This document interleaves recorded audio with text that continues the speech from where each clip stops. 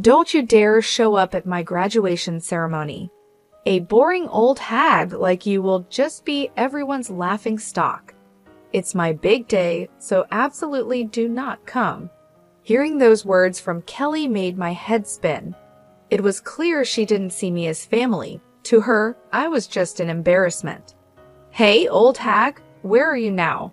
The moment I pressed the call button, Kelly's shrill voice pierced my ears. She sounded rushed and full of impatience, almost panicked. "You can't just leave a silly note like that and think it's okay. Where are you now? Come back home now." I could hear Jake's voice too. Both of them were freaking out. "My name is Lisa.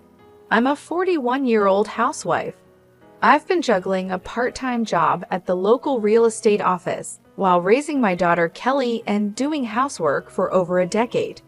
I married my husband Jake 13 years ago. Jake had a daughter, Kelly, from his previous wife. I met Jake at my old workplace, a construction company where he was there for business. Our company was tough on clients, but Jake, always smiling and cheerful, made a good impression on me. I recommended his products to my company, wanting to be helpful. As a result, his company was chosen. That connection led us to go out for meals several times, and we got deeply involved. He proposed, and I happily accepted, quitting my job to prepare for the wedding. Just before the wedding, Jake revealed that he was living alone with his 5-year-old daughter. At first, I thought it was a lie. It was hard to believe, but it was true. I met Kelly a week before the ceremony. She was maybe shy, hiding behind Jake, and wouldn't come out in front of me. That's when I decided I would live with them for Kelly's sake. I wanted to raise her into a fine adult. I planned to take care of Kelly properly, especially until she graduated from high school. I'm not sure why I felt this way, but her anxious eyes peeking out from behind Jake were unforgettable. I made up my mind and decided to marry Jake. It was my first marriage, and my family was against it. My father was furious and said, "They're mocking you." But I went against my parents' wishes and married Jake. If I had listened to my parents, I might have avoided the trouble that was about to start. 13 years have passed since that marriage. Kelly has turned 17 and is supposed to graduate from high school this year. It should be a joyful occasion, but I couldn't feel genuinely happy. The thought, "I'll make her a fine adult," crossed my mind when I decided to marry Jake. "Hey, old hag, where's my t-shirt? Where did you put it? You didn't steal it, did you?" 3 years after we started living together, Kelly began calling me old hag. At first, she was kind and gradually got used to me. But one day she started calling me old, and her attitude became rough. I pulled the t-shirt out from the folded laundry and handed it to Kelly. "Why did you wash it? What if it shrinks? It should have been dry cleaned. You know, you're really clueless, seriously so dumb." I had hand-washed and air-dried the t-shirt because I thought the fabric would get damaged at the cleaners, but I couldn't say that to Kelly. All I could reply was, "I'm sorry." Kelly snatched it from my hand as if she was grabbing it and said, "Really, you're useless," and left with those parting words. Her words were sharp and pierced my heart. I couldn't argue back, so I just apologized. I didn't understand why Kelly had become so rough towards me. At first, I thought she was teased about her father's remarriage, but it seemed that wasn't the case. Around that time, Jake's attitude began to change. He used to smile all the time when he was working, but recently he had stopped showing his smile at home and had become grumpy. He had started calling me hey and you. As Jake's attitude changed, so did Kelly's towards me. I thought there might be something lacking in me, so I made sure not to slack off in household chores and watched over Kelly carefully. I wanted Kelly to grow up to be a respectable adult, but instead, her attitude got worse every day. She called me old hag all the time, and I never heard a thank you from her anymore. It was strange because at parent-teacher conferences, her behavior in class was normal, with no signs of roughness. Jake also talked normally with her and sometimes even smiled. This terrible attitude was only directed at me, which hurt my heart even more. I couldn't talk to Jake about it because he had become distant and completely different from before. I had no one to talk to and felt very alone. Living with a heavy and dark weight on my heart, I was becoming isolated in my own home. Since middle school, Kelly had stopped telling me about school and Jake attended the events. I had to learn about school events from neighbors. Jake and Kelly seemed to get along well, often going out together. I wanted to be treated as family by them too, and had hoped we could live together happily. It was unbearably painful that it wasn't happening, and Jake's attitude was getting worse. "There's dust on the stairs. Clean it up. You're a stay-at-home wife, aren't you? We're running out of toilet paper. Are you even cleaning the bathroom? You really are so clumsy." These were the kinds of things Jake frequently said to me. When we first got married, we each had our roles in household chores. Jake used to do housework while living with Kelly. At first, he was happy that we could share the chores. Now, I'm doing all the household chores. Jake once said that it's ridiculous for a stay-at-home wife to do all the housework. Kelly was an easy child to raise, but somehow that made me feel worse.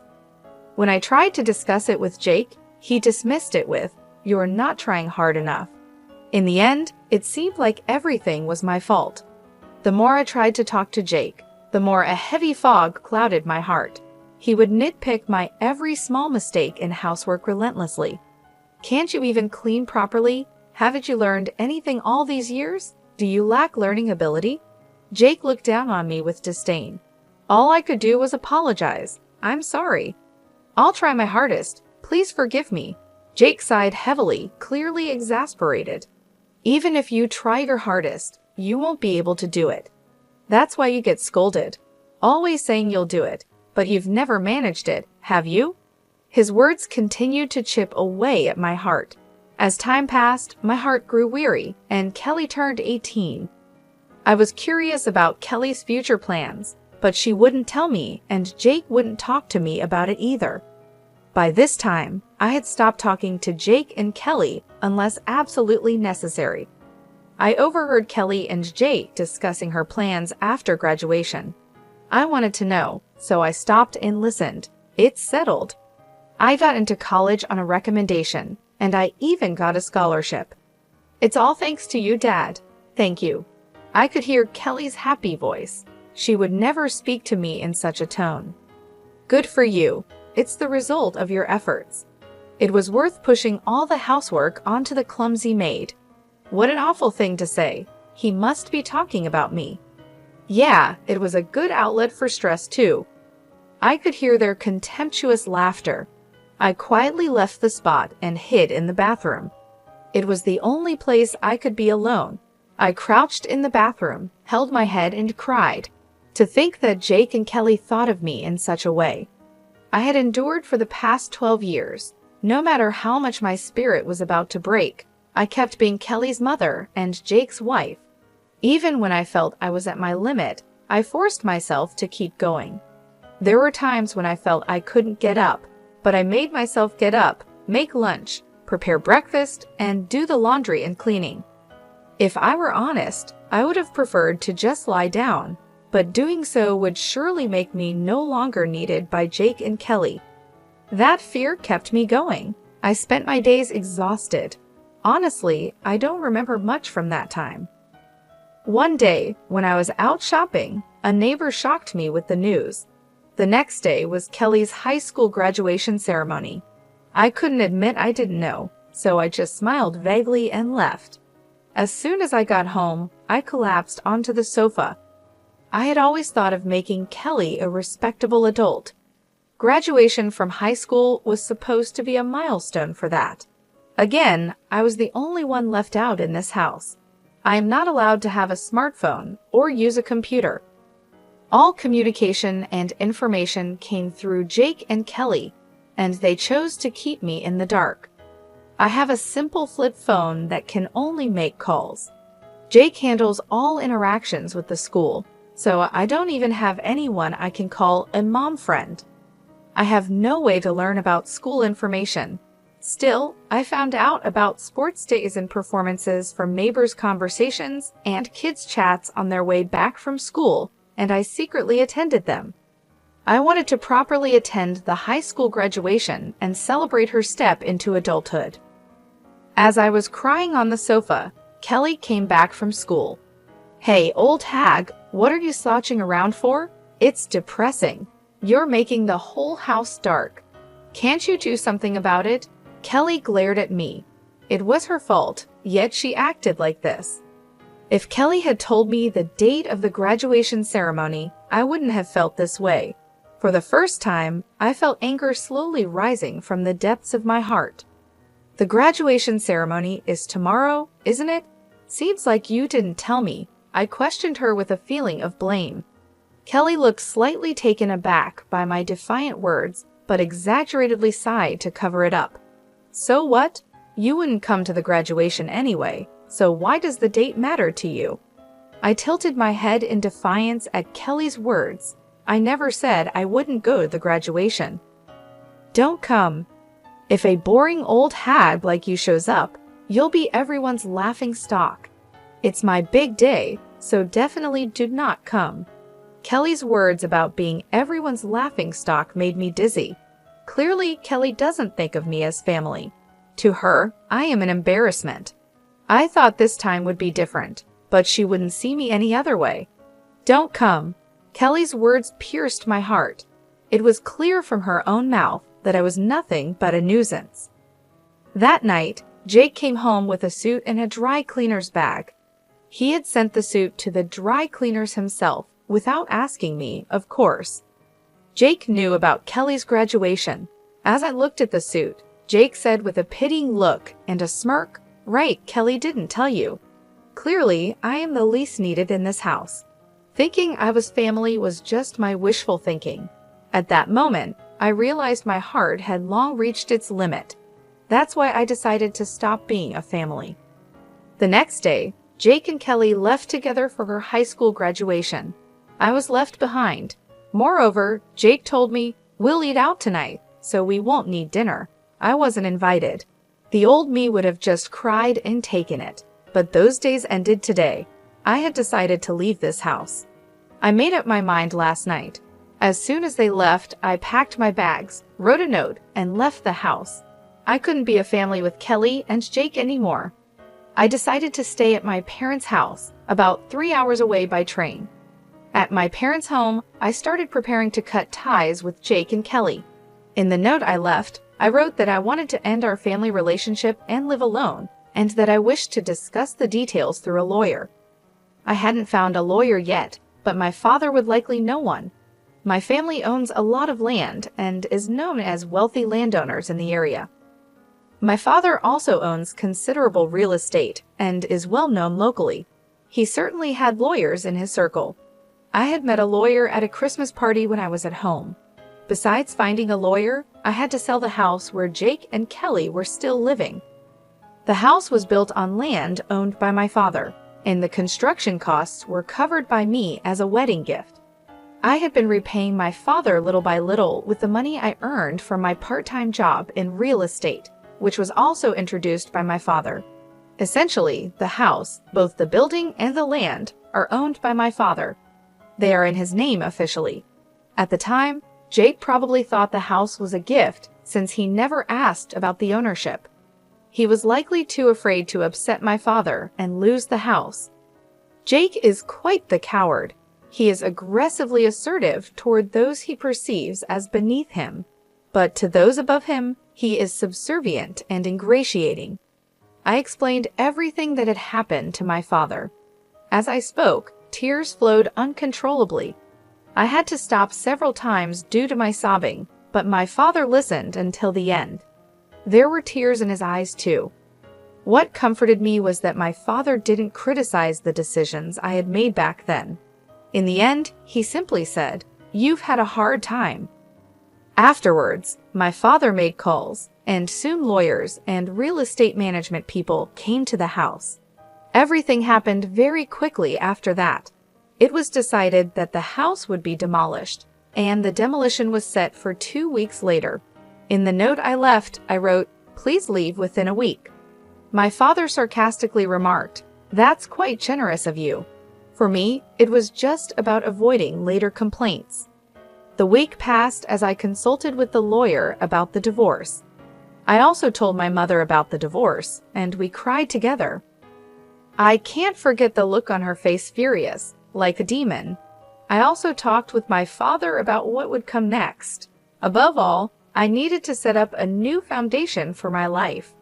It took courage to talk to my parents, and it was hard, but once I did, my heart felt lighter, and I slept soundly for the first time in 12 years. A week passed peacefully at my parents' home. Then my cell phone rang. As expected, it was Kelly. Honestly, I didn't want to talk anymore. Remembering how Kelly had treated me all this time, a dark feeling spread through my heart. I decided to ignore the call, but the calls didn't stop. Jake also started calling repeatedly.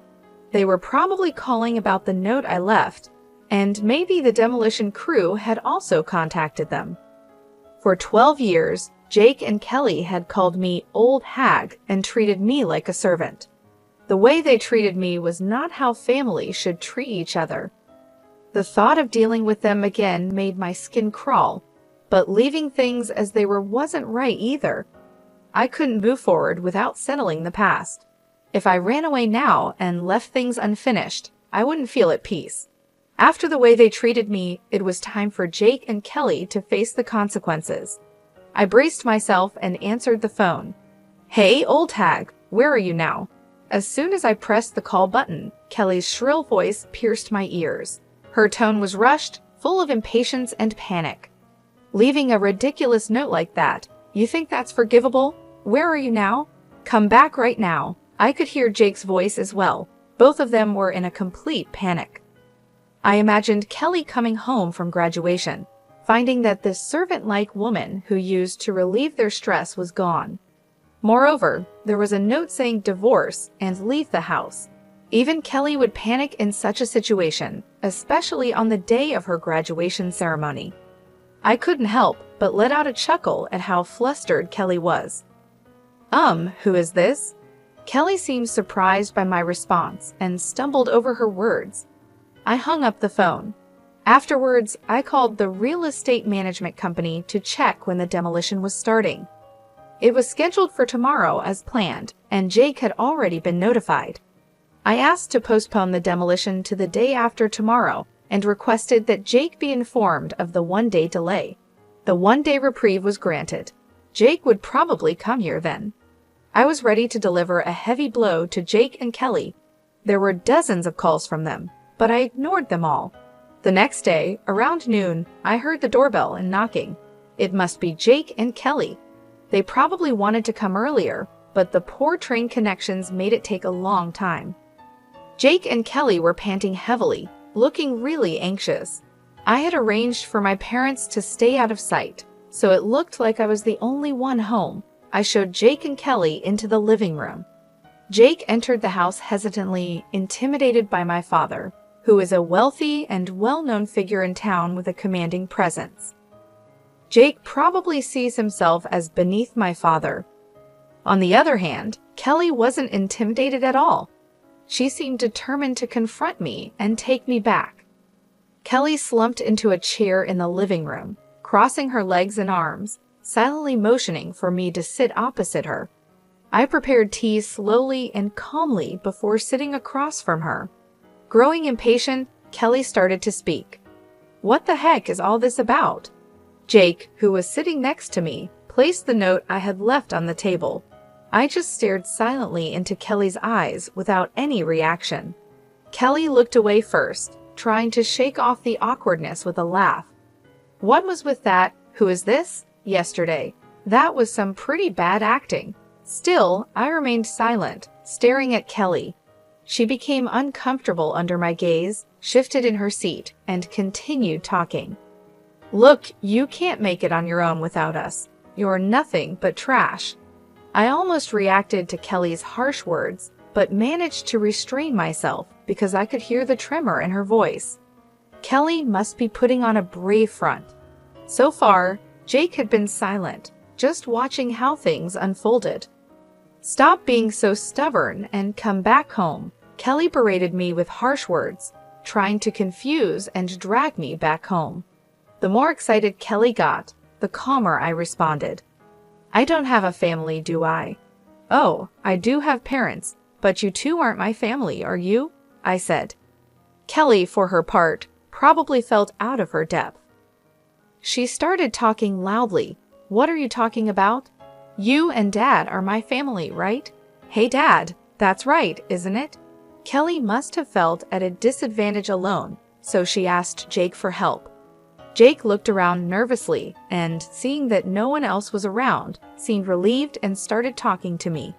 "That's right, you can't live without us, just like Kelly says, so you're coming back." Jake began to act all high and mighty when he saw my parents weren't around. Looking back, I realized what a cowardly man he is. "As I said before, I have no family," I answered firmly. "No matter what Jake and Kelly say, I'll keep treating them as strangers. Jake and Kelly are not my family. If they were, they wouldn't treat me like a slave. Family is about holding hands and helping each other.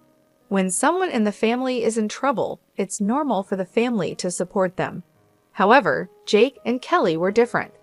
They've been treating me as a servant and an outlet for stress for over 12 years. Jake and Kelly insist that this is normal. They're unaware of how terrible and wrong it is. They've been oppressing me unconsciously. I'm amazed I've put up with it for 12 years. I'm impressed with myself. It all started when I saw Kelly peeking from behind Jake. I was bound by my own words to raise Kelly into a fine adult. Because of these words, I've been desperately serving Jake and Kelly. That's why I endured until her high school graduation. I had decided that when Kelly graduated from high school and was ready to leave, it would be time to draw the line. I had a faint hope that Jake and Kelly would change their attitude towards me by then, and we could be a family. But they betrayed my expectations, leading to this situation. Everything was decided by their attitude the day before the graduation ceremony. So I'm facing them with the appropriate attitude now. Jake and Kelly are no longer my family, which is why I don't treat them as family. Kelly started to change her tone, realizing the seriousness. "We are family, aren't we, Mom? Stop putting on this silly act, please." Before I knew it, she had switched from calling me old hag to Mom. Apparently, Kelly began to understand that things wouldn't go as they used to. Jake watched anxiously as he looked at me and Kelly. "You may not be my birth mother, but we've lived together all this time, so please listen to my request."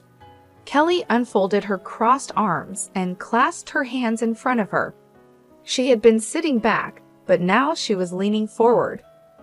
"I have no obligation to listen to requests from someone who isn't family," I continued, keeping my emotions in check. Tears appeared in Kelly's eyes as she pleaded desperately, "Please listen to me. That note was a lie, right? You're not really going to sell the house, are you? It can't be true because you are part of our family, Mom." I felt disgusted by the way Kelly said Mom. What concerned her was the house, not me. She must be anxious about losing her home. "It's true that the house will be gone. Is that what you're worried about?" I asked. It seemed all that mattered was having a place to live, even if I wasn't there. No matter how much Kelly begged, my feelings wouldn't change. Kelly hung her head and cried. Jake, upset by Kelly's tears, lashed out at me. "What kind of joke is this? Enough with your disrespectful attitude. What's with that note? Come back right now and stop the demolition." I responded with suppressed emotion in my voice. "I can't. It's already decided." "Do you think you can do this to your family and get away with it?" Jake yelled. "That's why I keep telling you, you are not my family," I replied, but neither Jake nor Kelly seemed to be listening. "Enough already. Haven't I been saying we're not family?" I thought, feeling like I was repeating myself. Jake suddenly stood up and slammed his fist on the table. "Don't mess with me." I was shocked but kept my emotions in check. "Who's messing around? You haven't treated me as family for 12 years, and now you can't suddenly act like it. That's impossible. My voice came out harsher than I expected. I was angry too, even though I didn't show it. Anger was bubbling up inside me like magma. I couldn't forgive Jake and Kelly's incredibly selfish actions. They trampled on my 12 years of suffering and efforts to become a family with them. They rejected, mocked, and exploited me extensively. I was left out, feeling lonely and in pain. I had wished countless times to be treated as family, but my wish was never fulfilled. It took me 12 years to give up. I continued to strive to build a relationship as Kelly's mother, as family, but it ended like this. A self-mocking smile appeared on my face. Seeing my dry smile, Jake and Kelly stared at me in shock. Jake seemed to lose strength and slumped down into his chair. These two never understood my feelings and tried to exploit me until the very end. I cared for Jake and Kelly, but they never cared for me. No matter how much I cherished them, they never cherished me.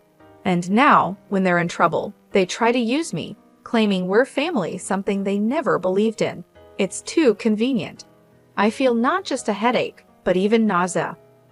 Why did I put up with these people for 12 years? Looking back, it's strange, but it's pointless now. There's no future for the three of us together anymore. All I can do is make Jake and Kelly acknowledge their guilt and make amends. I no longer expect anything from Kelly or Jake, nor do I trust them. Jake stood up and apologized deeply. I'm sorry, please come back, I'm begging you. No matter how he apologizes, it doesn't resonate with me at all. I won't reach out to help, and I definitely don't think about living together. Enough already. I'm not your family anymore. I'm a stranger to you. Kelly also began to apologize deeply. I'm sorry, please forgive me. We're family, so I want to go back home together. I'm appalled by her selfish way of speaking. After treating me like a stranger for 12 years, now what? Come back because we're family? Did she think I'd be okay with that? That's too naive. No way. It seemed I could no longer keep my composure. Words I would never have said before came out of my mouth. I don't want to hear your excuses. I can't trust any words anymore. I definitely can't think of us as a family ever again. Then I placed a single piece of paper in front of Jake. It was a divorce form. Of course, I had already signed it. Hurry up and sign the divorce form. I'll file it myself. Write it here right now. Jake shook his head vigorously, then showed me a smile. Think it over, okay. I was shocked at how bad Jake was at the end of our life together. He really is a small-minded man. I had always misunderstood Jake's ingratiating smile. The smile he showed when we first met was a sleazy expression of sizing someone up. I mistook it for the smile of a kind person. Thinking about it now still makes me angry. I stood up and called for my parents in the back. My parents then entered the living room. Jake's mouth hung open, as if his jaw had dropped. Father-in-law, he stammered. My father glared sharply at Jake, and my mother also looked stern. Just being glared at made Jake shrink and cower. I'm very sorry. Jake started apologizing deeply and forced Kelly to do the same. I've troubled you because of Lisa's misconduct. I thought I heard wrong. My misconduct? Was Jake still trying to evade responsibility? My father's eyebrow twitched, but he remained silent. Lisa, well, she left home on her own, so I was just trying to persuade her to come back, right, Kelly? Jake urged Kelly to agree with his ridiculous story. Lisa's misconduct. Don't joke with me. My father's loud voice echoed through the house, making the windows rattle. Jake and Kelly gasped quietly. My father stood in front of Jake, meeting his gaze. How can you say Lisa was being selfish? You only think of yourself. You really are a petty man. Then he turned to Kelly. You've done some terrible things too, Kelly. What did you think of Lisa? You did it again. My father's loud voice reverberated throughout the room. Kelly must have been really scared. Her body was trembling. My father stood towering over them with a stern look. Kelly, you've been causing problems at school too. I've looked into it. Using my father's connections, we hired a private investigator, and it turns out Kelly had been extorting money from a girl at school. The victim was too scared to confide in anyone, but my father arranged for her to file a criminal complaint. Kelly, with wide eyes, exclaimed, "She ratted me out, didn't she?" I felt like I had seen Kelly's true nature. She hadn't reflected at all. She was only thinking about getting through this situation. "And you, Jake, you've been embezzling money from the company." This too was revealed by the private investigator. Jake had been making fake business trips. I hired the investigator to strengthen my case for divorce, but the investigation uncovered appalling facts about both of them. "Why? How could you even? Was it her?" Jake reacted just like Kelly, showing no remorse at all. They were so bad at accepting their fate. Neither of them would escape punishment from me. They would face societal sanctions too. Then my mother spoke up. "All right, the discussion is over. Sign the divorce papers and leave this house immediately." Jake, sobbing and muttering "no, no," gave up when my father handed him the pen. He sat down and signed the divorce papers. I glanced at the clock. It was almost 8:00 p.m., and the last train was at 8:25 p.m. If they missed it, there would be no trains until tomorrow morning. In this small town, there were no other means of transportation. If they didn't catch the last train, Jake and Kelly would miss the demolition scheduled for tomorrow. They probably hadn't packed their bags, thinking they could persuade me. While I was hesitating whether to tell them, Kelly suddenly said something unbelievable with a sulky attitude. "But this divorce was initiated by you, right, Mom? Dad, you should get alimony." Kelly must have been desperate after being exposed. My parents looked shocked. "That's impossible. What you two have done is outright domestic abuse and a crime," I said. Kelly, momentarily taken aback, retorted defiantly, "Show the evidence then." I placed a notebook on the table. "This is a diary I've been keeping since we got married." Kelly glared at me with a mocking look. "You don't even have a smartphone or computer. What kind of evidence could you possibly have?" "You seem not to know that a diary can be substantial evidence. It's not just videos, audio, and pictures that count as proof," I explained. Kelly looked dumbfounded. "Yes, our lawyer agreed too. This diary is valid evidence." Jake and Kelly finally hung their heads in resignation. I exaggeratedly checked my wristwatch. "The last train has already left. I guess you can't get back home tonight." Mother also looked on with a smug face at Jake and Kelly. "That's right. There are no taxis around here either. I wonder if there's even a decent hotel nearby. Well, our business here is done. Get out now." Jake and Kelly were rushed out of the house. They probably couldn't believe the last train left so early. I watched them hurrying toward the station from the second-floor balcony.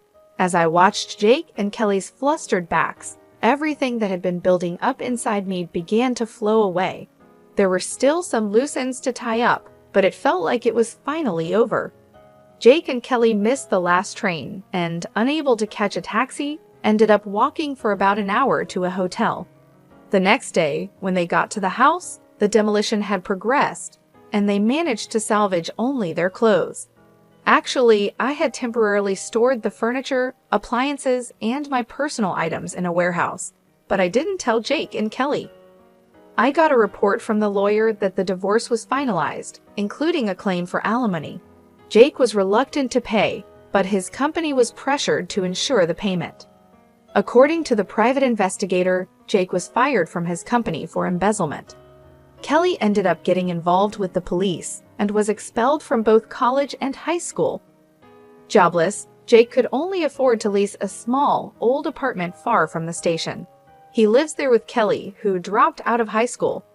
Kelly blames everything on Jake, and Jake criticizes Kelly at every opportunity, leading to endless arguments between them, as reported by the private investigator. I was considering what to do next after quitting my part-time job at a real estate agency. Then my father suggested I help with the family business, and I got a job managing his resort real estate company. Living in a resort area is quite different from city life, but being surrounded by nature is a refreshing change. I've also started keeping a dog, so living alone isn't lonely. Right now, this dog is all the family I need.